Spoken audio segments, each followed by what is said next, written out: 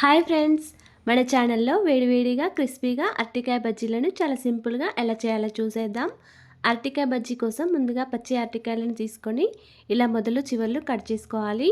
తర్వాత పీలర్తో పైన ఉన్న తొక్క తీసేసుకొని ఇలా సగానికి మధ్యలో కట్ చేసి ఇలా సన్నగా కట్ చేసుకోవాలండి. మీరు కావాలనుకుంటే స్లైసర్తో అయినా కట్ చేసుకోవచ్చు. ఇలా కట్ చేసుకొని పెట్టుకున్న బనానా ముక్కలన్నీ కూడా ఉప్పు పసుపు కలిపిన నీటిలో వేసుకొని పక్కకు పెట్టుకోవాలి. ఇప్పుడు ఒక ప్లేట్ తీసుకొని అందులోకి 1 టీ స్పూన్ వరకు కారం, కొద్దిగా సాల్ట్, ఒక 2 టీ స్పూన్ల వరకు పెరుగు వేసుకొని అదే స్పూన్తో పెరుగు కారంలో కలిసే విధంగా బాగా కలుపుకోవాలి. ఒక్కొక్క అరటికాయ ముక్కను తీసుకొని పెరుగు కారంలో డిప్ చేసి పెరుగు కారం మొత్తం అరటికాయ ముక్కకి అంటించాలి. అదేవిధంగా అన్ని అరటికాయ ముక్కలను కూడా పెరుగు కారం మొత్తం పట్టించాలండి.